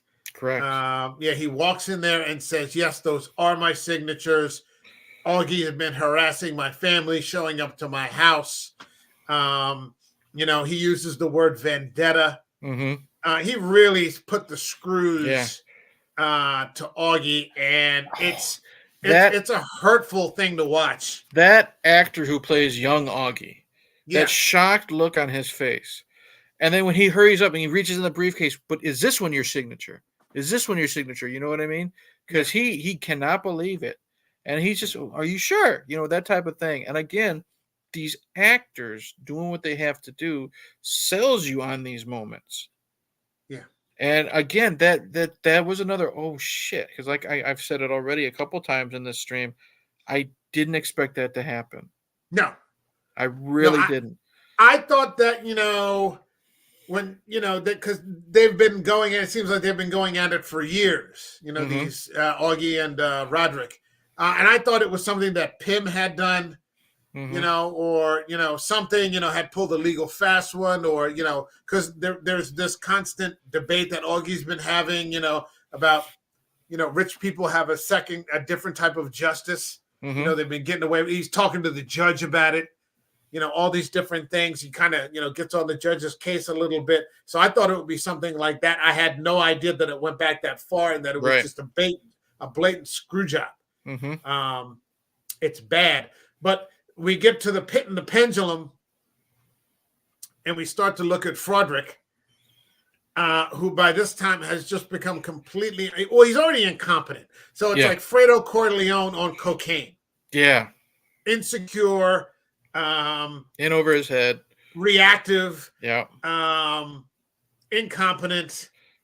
and just now, with the help of these drugs that he's gotten from his now dead brother, has just completely gone off the deep end. Mm-hmm. And it's a great performance by Henry Thomas, because I've never seen him play it this sort of unhinged kind of evil. Like, I liked him in Doctor Sleep, like we talked about, especially in the director's cut. Yep. But it's so low key what he's doing. What I love, like, I'm an 80s kid, so I grew up with Henry Thomas, E.T., Cloak and Dagger. And, he did the whole, I'm going to stop acting, went to school, and then he did, like, indie films, like, here and there, whether it's, good indie films or shit horror movies called, like Dead Birds, a ghost western that I've seen before, which he is good in. But I could be wrong. It's like he's had this career rebirth due to Mike Flanagan. Yeah. And now he is an actor I look forward to seeing. Yeah. Here's an example. I know you're not a fan of Pet Sematary. Okay. I don't know if you've seen the remake or not. That notwithstanding, I was looking forward to the prequel Bloodlines, not just because I'm a Pet Sematary nut.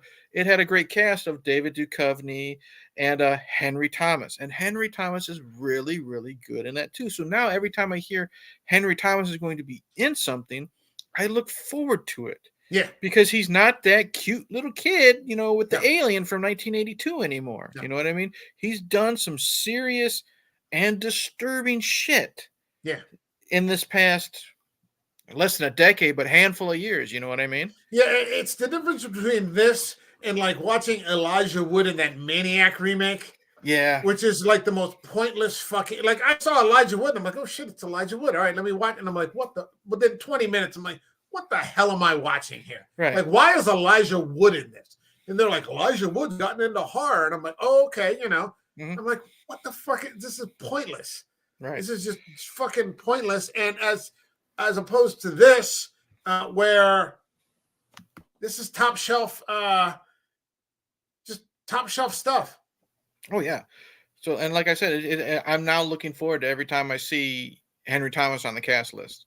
Yeah. No matter what he's in. He know it's going to be a great performance. He becomes a sadistic, sadistic, evil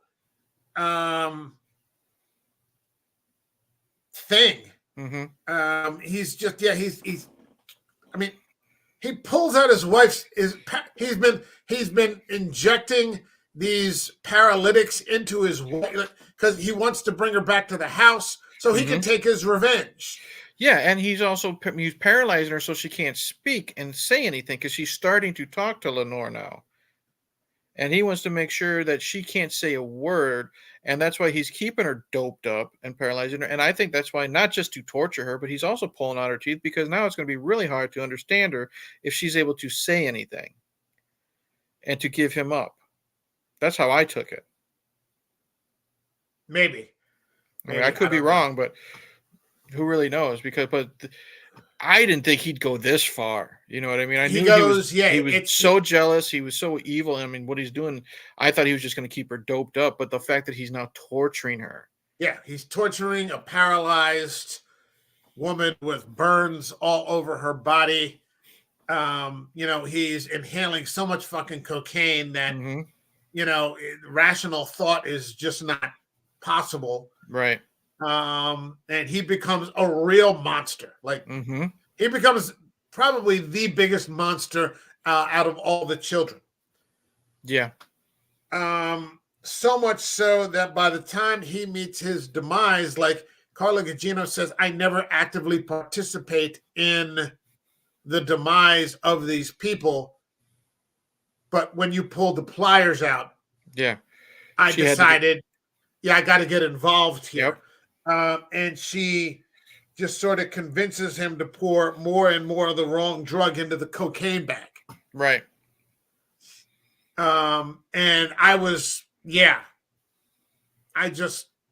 wanted him to suffer more. Me too. It was too quick for him, in my opinion. Yeah, but I mean, I just love that Flanagan has enough forethought to put all of these different Poe overlays into this one big heading. because by the time he does get to the construction site, I mean, there's a pendulum. Mm-hmm. There's a black cat. Yep. The Rue Morgue, it is about a killer ape. The telltale heart. It was that heart monitor thing that kept beeping and driving her nuts. She keeps hearing the heart in the is it in the wall or it's under the floorboards? I think the telltale heart is somebody's buried under the floorboards. Yeah, and that's in the story. But yeah, because she's just hearing this constant electronic beeping.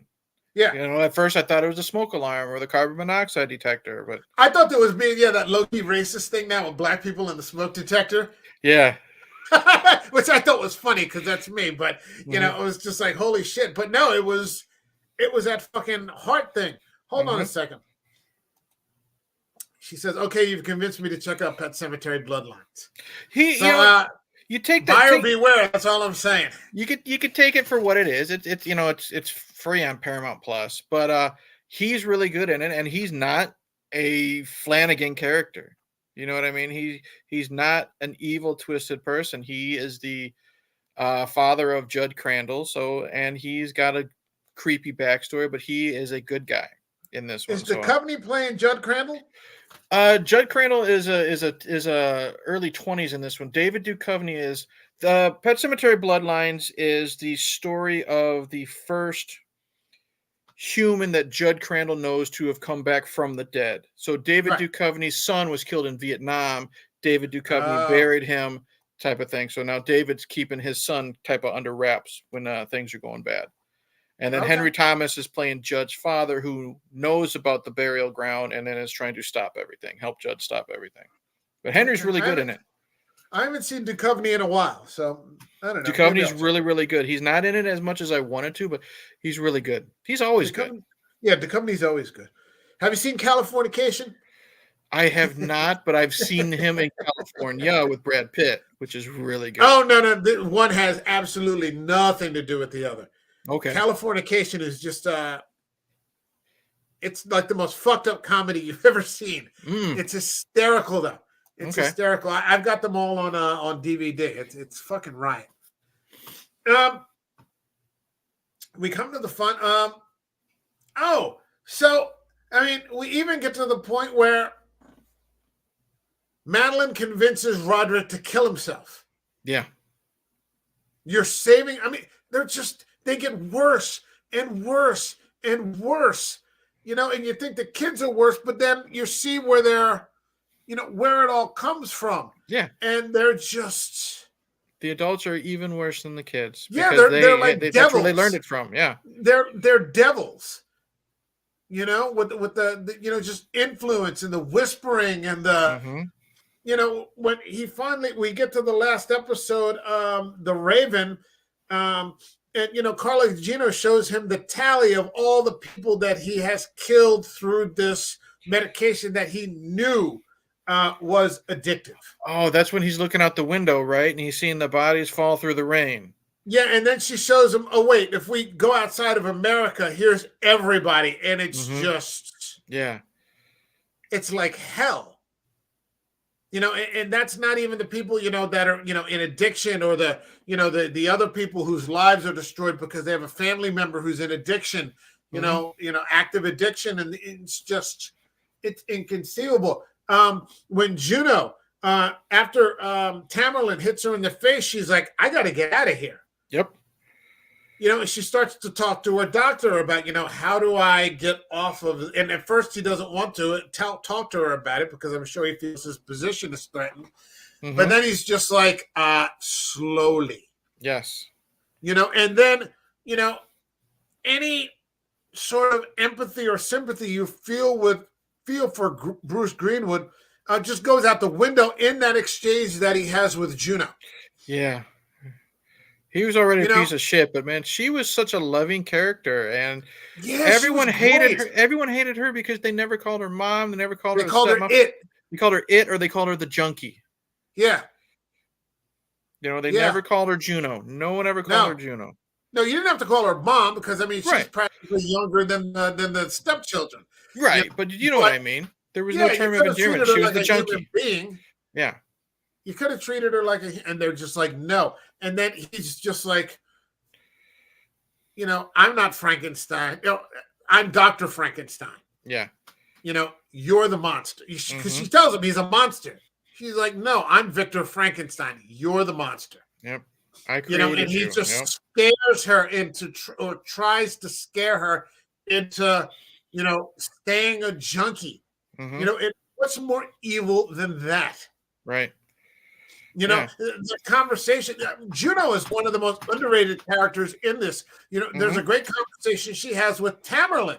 And this is another one of the reasons that I sort of liked Tamerlane, in that, Juno starts to talk and she's like, this house is really big and it's empty and no one's ever here, and it's just like a perfect metaphor for the whole family. Yep. It's just big and it's empty and no one's home. Right. No one's at home. I thought, well, I never had much of a family. This could be, an opportunity for me to, to have something like that. How does she phrase it? Do you remember? I just remember when she finally gets the balls to leave him, because she wants to get off the stuff, and he says it's not addicting, but you can't just go off like that because it can cause heart palpitation, diarrhea, stroke, this, that, this, that, this. So he knows she's screwed if she quits, because she's kind of like the poster child of what the drug can do for you. Right, but the worst part about it is we're at episode 7 here, so everything has fallen apart. Right. And he still wants, you would think he would just say, well, it's all fucked up. Let me do everything that I can to, make sure that you're cared for. No. Right. No, doesn't care. No, right till the very end. Fuck you. Yeah. And again, he like I said, you said it right. He's trying to scare her. You know what I mean? Trying to intimidate her, because she's showing that defiance. And I'm glad that she got what she deserved in the end. You know what I mean? She was able to escape it. I'm glad she was able to have that happy ending. Yeah. Again, coming back to that conversation with Tamerlane, she's like, but she's like, this isn't a family. Like, just everybody hates everybody. Right. And, this isn't, there's nothing here. Right. And you can see Tamerlane's expression, like, as she realizes that all of this is true. Yeah. But she won't allow herself to respond, or to, to like validate, because I don't like to use that word too much, but remember we talked about Midsommar and we were pissed that, that girl gets validated at the end. But here was a character that deserved to be validated. Oh, absolutely. I thought, she's the only one that speaks the truth, and Tamerlane just can't bring herself to.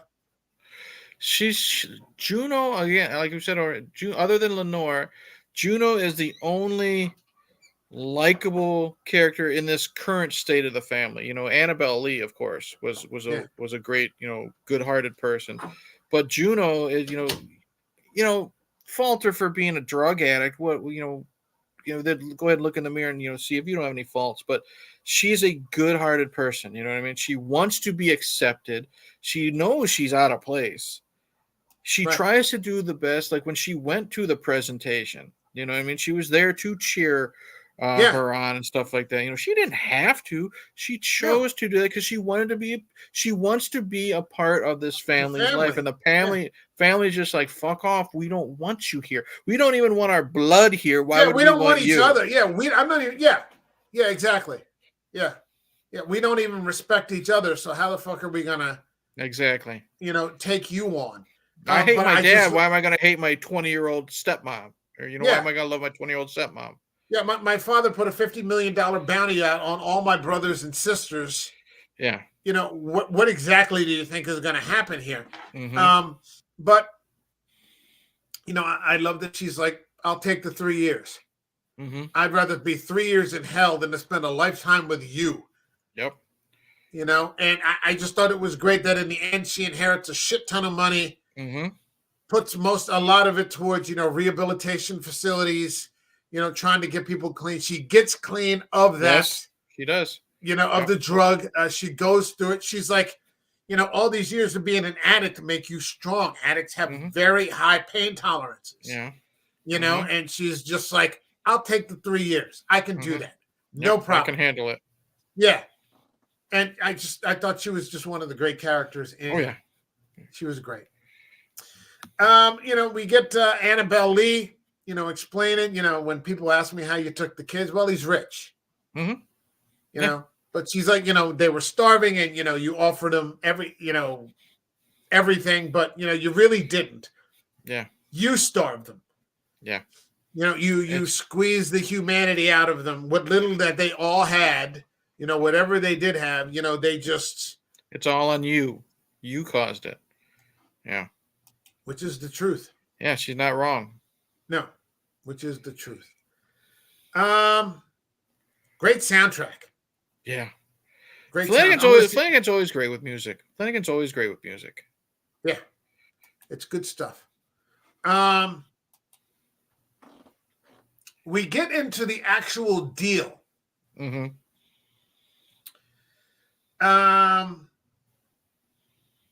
Well, before we get into the deal, I guess we could talk, because we're coming to the last episode now, The Raven. The hostile takeover. Is this going on too long for you? No, I'm good, dude. Wait, 1 hour and 40. All right. It's your show, man. A hostile takeover. They make a deal with whoever Carla Gugino is after they murder that asshole. And I'm not saying he didn't have it coming. I'm sort of ambiguous about how I feel about that, but see, I was just waiting, because, like I said, we always see the ghosts of everybody. Well, everyone's dead, and then finally we see this fucking jester pop up. You know what I mean? The jester. Yeah, I was like, what the fuck is that? The jester was in the limousine that caused him to have the panic attack or the seizure or whatever it was. And then, we're waiting to see, because we cut to the past. He shows up at the Halloween party at the bar, and that's what he's dressed as. I'm like, okay. I had a distinct feeling that they killed him. Before I had a distinct feeling, that they killed him. I had no idea. And my God, he's an asshole. Did he deserve to die? Not necessarily. You know what I mean? He's not like the Ushers. He's a piece of shit, but he's not like the Ushers, in my opinion. But the fact that they just walled him up, I loved that. It was slow and methodical. They were talking to him the whole time, and they're just these younger actors. You know what I mean? When they're the characters in their 20s, we're still really, really good, still cold-hearted. You know what I mean? And they say what they say. They say basically about 7 days, and then you'll be gone, or something like that. Well, I think they just said that because I think they gave him a shitload of cyanide or something. They put something in the sherry. Okay, that's right. So they said he'd be dead within an hour. Yeah, because they said something that the dumbass couldn't tell the difference between good champagne and bad, or something like that. They threw a line out there. Yeah. So it starts to wrap up. But one thing I thought was cool is we it's this constant thing that we keep seeing. Roderick keeps going to get drunk in front of this brick wall. And he's starting to hear some jingling, you know what I mean? And now we know it was the costume. Yeah. So I love that too. These little, not necessarily Easter eggs, but things that you have to pay attention to, because they will pay off later, and that's great writing. So I don't know. It all starts to wrap itself up. Carla Gugino tries to make a deal with Mark Hamill. But he doesn't have any collateral. Right. He's got nothing. She wants something to, and he's like, I've never allowed anyone to leverage me my entire, because it's a deliberate choice by him. Not to be in a position where he's vulnerable. And I love that when at first, that fake out we get, he sneaks up behind her, drugs her, rolls her up in a fucking rug or something, then boom, she's standing right there. She likes him. Yeah. She respects him, I think is what it is. Yeah, I think she respects him. He's kind of an agent of death like she is. And she recognizes that in his own little way, yeah. he's kind of remorseless, but Yeah. he's also very loyal to this family. Mm-hmm. There's loyalty there. There's more loyalty in him than there is From in your the own children. kids. Yep. Yeah, far more. Far more. He's loyal to all those children. He's loyal to, Roderick. He's loyal to, to Madeline. Mm-hmm. But he politely declines Mm-hmm. and just says, I'll play the hand I've got, which means he's going to go to jail for the rest of his life. Right. Um, I think it's the best work I've seen Mark Hamill do. Yeah. I mean, like I said, take or leave what he is as Luke Skywalker. I think he's more flash than acting at that stage of his career. He's a great voice actor as the Joker. I'll give him that. But if you see him in anything else, he's not very good. You know what I mean? I think honestly, I think the only reason why Mark Hamill is so well loved is because of Star Wars, of course, and Batman the Animated Series. Well, the other thing is too, he never tries to expand. This was risky for him. This is more than I've seen him try to attempt since Star Wars. There's one. A lot of those movies are just B movies. There's one movie I've seen him in called Sushi Girl.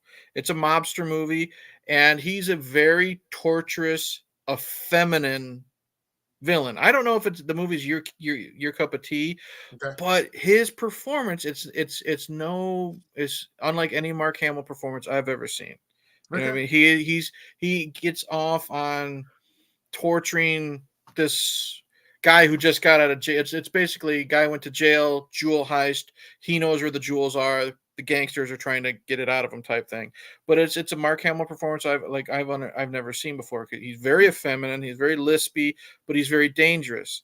So between that and this, him taking risks is a good thing. You know what I mean? Because he needs to. He'll always be Luke Skywalker, but get away from that shit. You know what I mean? Yeah. Give yourself new life. Exactly.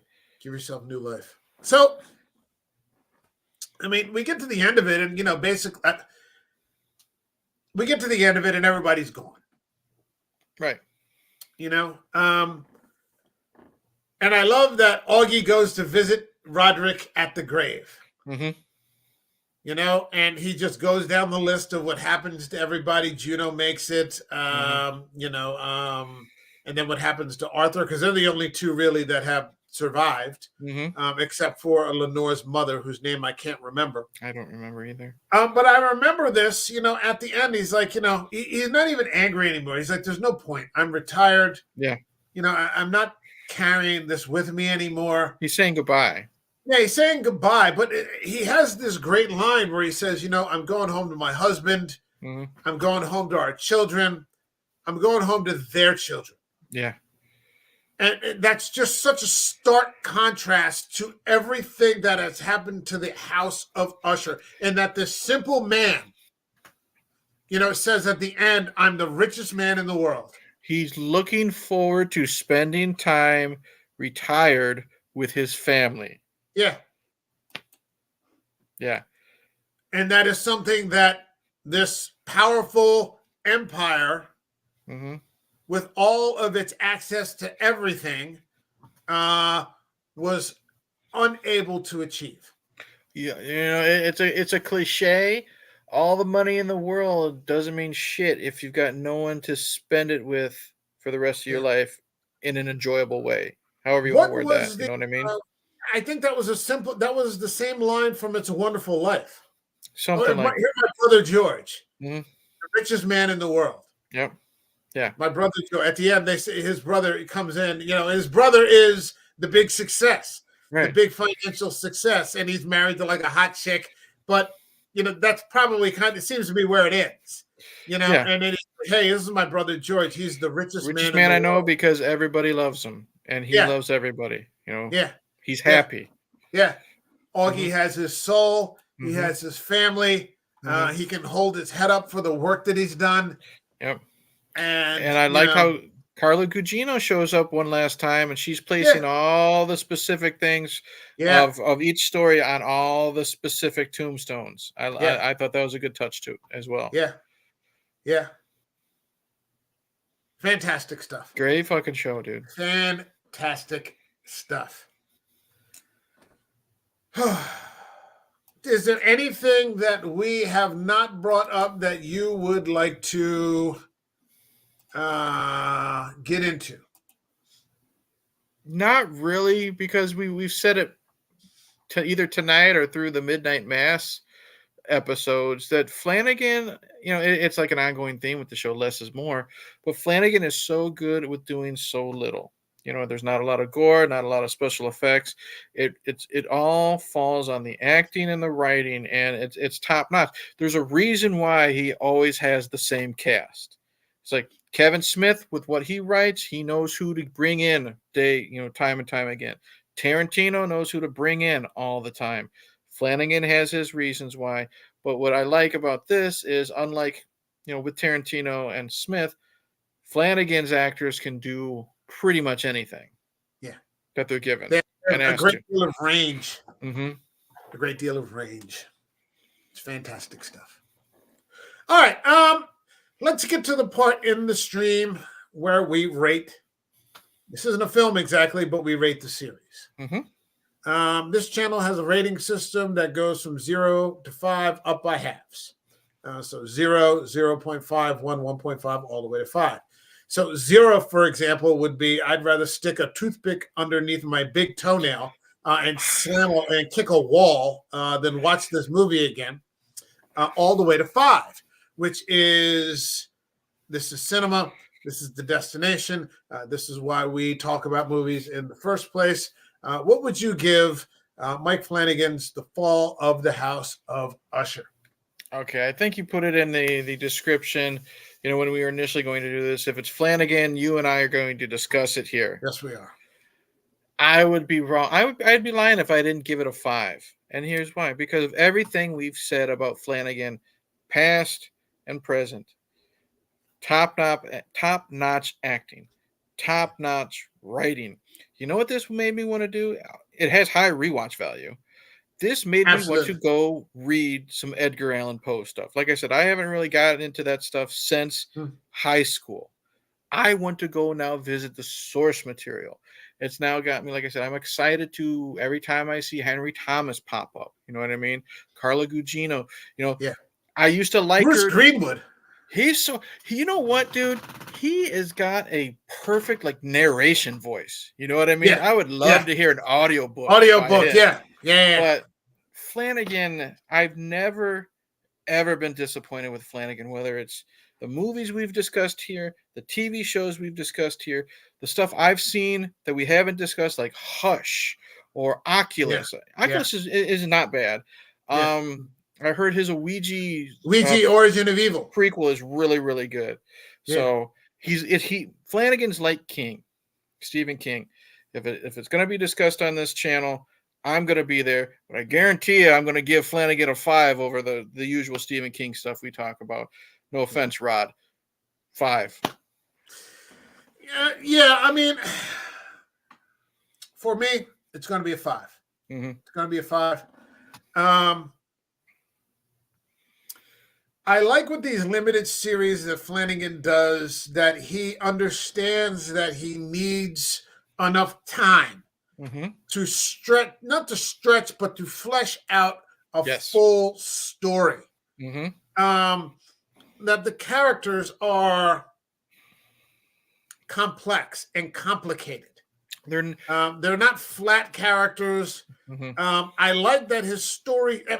This must have been extremely difficult to put 8 different Edgar Allan Poe stories with the events from those stories into individual episodes, all under one large thing. It's an amazing fucking concept, dude. Just on paper. Yeah. And he was able to execute it. You need 8 hours to do something like that. And I commend Netflix for giving him what he needs to put something like this out. I think it's still trending at number 1. This was released on October 13th. It's now November 15th. We were late getting to it because we were in the middle of our own Hollywood Halloween theme for witchcraft. But a month later, I think it's still trending at #1 on Netflix. Wow. Fan-fucking-tastic. These people that he uses, his go-to people, just have so much range. His stories take so many chances, and they vary. Like I said, he had 2 haunted shows back to back, but Midnight Mass isn't like anything else that he's done. Hush isn't like anything that he's done. This isn't like anything that he's done. Well, I mean, the King things that's not his original material. Right. So he's adapting from those novels. So, he's only got, but I mean, there's a difference between, to have taken on and we said this before, to have attempted to direct a sequel to The Shining, which was directed by Kubrick. Of all people, yeah. And then to do something where many people say Dr. Sleep is a better fucking movie. I like it better. I might too. I like it better. I might too. Did you hear? I didn't know about this because when I was doing research for the cast and stuff, did you know he has another Netflix show called The Midnight Club? Flanagan does. I might have, but I don't know much about it. Okay, yeah, it says it came out in 2022, so just last year. 10 episodes. It's based on a series of but based on a novel called The Midnight Club, and it's set in a hospice and follows 8 terminally ill young adults who form the Midnight Club, meeting up each night to tell each other scary stories or scary tales. So I don't know if it's an anthology or anything like that, but the only name I recognize is Heather Langenkamp, from A Nightmare on Elm Street. Henry Thomas is in 1 episode. Okay. And the actor who played, again, I don't remember his name in House of Usher, but he was the sheriff in Midnight Mass. He's in an episode. Okay. So. Okay. I'll have to take a look. We'll have to take a look. Yeah. Very cool. All right. So we got 2 5s here. That's no surprise. Not at all. Plug something for your channel. Hey, Internet Eric here is my YouTube channel. I just today, I got a milestone, 1150 subs. So that's an accomplishment, I guess. It was a good feeling. Like I said, it's a hobby, but it's fun. I've been just finally getting out of the rut of watching shit movies that people want me to talk about, just discussing movies I want to talk about. So for past Halloween, I did horror movies I've never seen. I did Pet Sematary Bloodlines, The Changeling, a lot of stuff Mike recommended. My plan is now for November is I'm still going to do stuff I want to talk about, but to kind of thank people who have supported me and stuff, I'm going to continue to do requests, but they're going to be of movies that I still want to talk about. So I am going to get into the Rocky franchise because Alex wanted me to talk about that. I saw you were watching that the other day. Yep. I'm going to do the Rec series in November for you, Mike, because you told me to get on that. And little things sprinkled here and there. And then it's going to be a little different come December. Alex wants me to do wrestling-themed movies, so we'll see what I have in store for there. But I'm at least going to discuss The Wrestler because I want to do my best. I want to try to see The Iron Claw in December. Yeah, we're going to cover that, yeah. So I'm going to do my damnedest. I don't know if it'll be here locally, but me and my sister are going to do our damnedest to go see it because it comes out on our dad's birthday. He would have been 72, 73 this year or something. He loved the Von Erichs. He loved World Class Championship Wrestling. So it's kind of like our little tribute. We feel like we got to go because it's coming out on his birthday. And sure. So we're going to do that. Going to shoot for the Iron Claw, but at least I'm going to discuss some wrestling movies, but definitely The Wrestler for next year as well, or next month as well. Okay. For this channel, we kicked this from last week to this week because I said that I needed to watch 30 Coins, which is a fantastic horror series that just dropped. It's dropping episode week by week on HBO. Spanish horror series.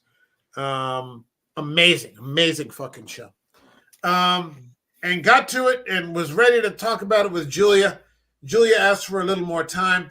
So on this Saturday, I'm going to do a weekend show with Julia talking about the first season of 30 Coins. So I'm looking forward to that. I don't know if I don't think there's going to be a live stream next week. It's Thanksgiving. It's a short week. It's a holiday week. I might put out something myself, some relevant content. Sure. This kind of stuff. I just put out a video yesterday talking, and it's getting a lot of traction, actually, a lot of comments, getting a lot of debate about Antoine Fuqua. It's going to be collaborating with Denzel Washington. On Hannibal, right? Yeah, on Hannibal, and it's written by John Logan, who wrote the script for Gladiator. Oh, okay. For Netflix. And of course, there's a lot of conversation about whether or not it's race swapped or not. So I am not necessarily a fan of race swapping, but I don't think that it really applies here. And, you know, I saw Denzel Washington 30 years ago when he played Don Pedro in Branagh's adaptation of Much Ado About Nothing. And I've been sold on him playing anything at this point. Oh, God, I would like watch Denzel Washington read out of a phone book. So if he's playing a North African general, yeah, let's fucking do it. You know, not a problem at all. But that video just got dropped yesterday, today. And then on Saturday, we're going to do 30 coins. Relevant content maybe next week, a couple of things for the holiday weekend. But then in December, go ahead. I was gonna say, I just want to thought, can I plug one more thing? Yeah. Okay. I'm now getting back into my interview series. You know, I interviewed pro wrestler Gavin Alexander a couple of months ago. I finally got some feelers out to other YouTubers and content creators. Mike, I'm going to put you on, you know, if you're just interested to shoot the shit and talk about your love of films, like sometime down the road. Sure. Tentatively scheduled for December 2nd. You know, I will have my second one coming out. I have gotten to know a man named Derek J. Hoover. He is the head podcaster of the Yesterdays podcast. I've seen you make mention of them. Him and his two buddies, they talk about nostalgic things growing up. It's a very adult-oriented comedy podcast. They've talked about random things, whether it's, you know, for Halloween, they talked about Elvira. They talked about random things like, you know, the Monster Squad, or, you know, monster series like Frankenberry, stuff like that, you know, things that they grew up with.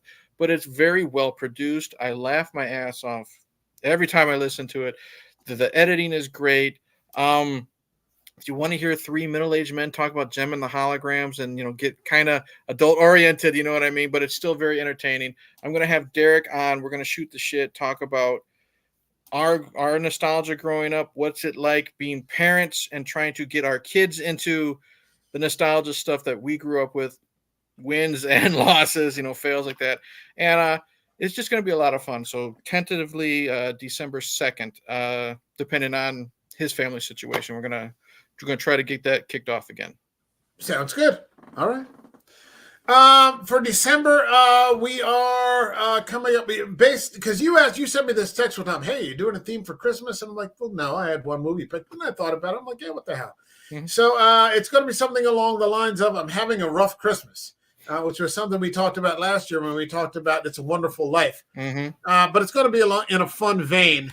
Yeah, and we're just going to pick Christmas movies where the main character is having a rough time. So we're going to be looking at Tim Burton's Batman Returns. Batman's having a very rough Christmas. A lot of people are having a rough Christmas in that movie. We're going to be looking at Invasion USA. Oh, I can't wait. With Chuck Norris. That's going to be a ton of fun. We haven't gotten into any Chuck Norris at all, so that's going to be good. We're going to be looking at, of course, the primary Christmas movie for the month of December is going to be Lethal Weapon. Which is just one of the came out a year before Die Hard. As far as I'm concerned, it's actually a better movie than Die Hard, although Die Hard gets all the smoke. What else? There's going to be at least two others, and I can't think of them off the top of my head. Wait. Do I got the list here? I remember what they are. Jingle All the Way. Oh, God. That's right. We're going to get into Jingle All the Way. A little Arnold Schwarzenegger going up against his arch nemesis, Sinbad. So, you know, nothing good can come of that.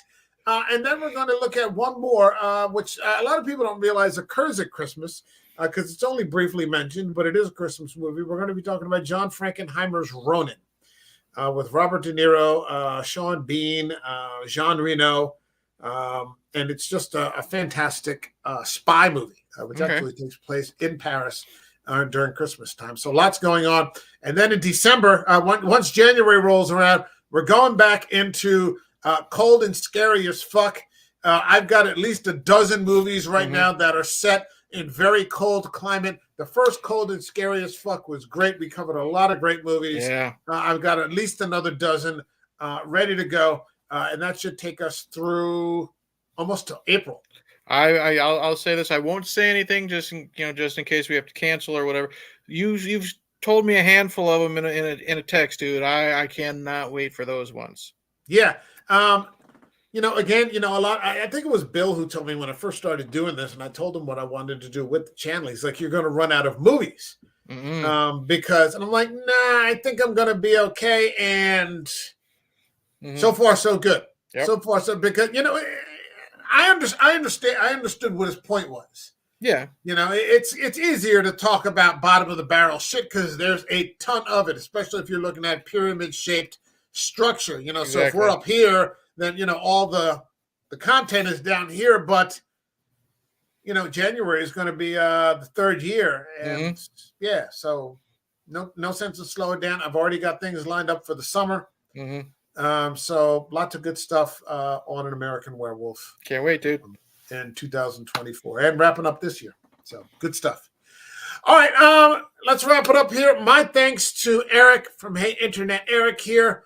Thanks to Sydney for the comments, and everyone in the chat or everyone here who was watching. I'll be back on Saturday with 30 coins, I think at 1 p.m. Eastern time. So stop in if you're just sitting around. It's getting cold out, so maybe people are just going to be staying in with the heat, and we'll be here. So we will see you all in the next video. All right, everybody. Have a good. Cheers.